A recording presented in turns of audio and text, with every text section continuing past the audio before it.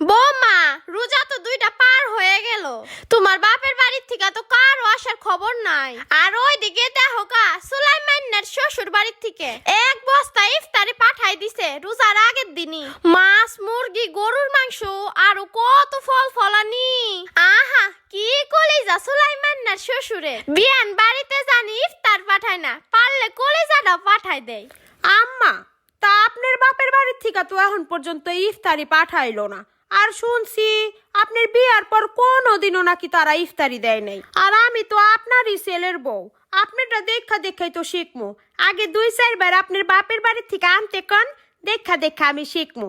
তারপরে আমি না হয় আমার বাপেরে কমু। ওরে আল্লাহ রে, সাপা রে সাপা, বাপের বাড়ির থেকে কিছু না আনতে পারলে কি হইছে? সাপাটা তো ঠিকই আনছো। সুলাইমানের মারও কপাল আর আমারও কপাল, ঝাঁটা মারি কপালে।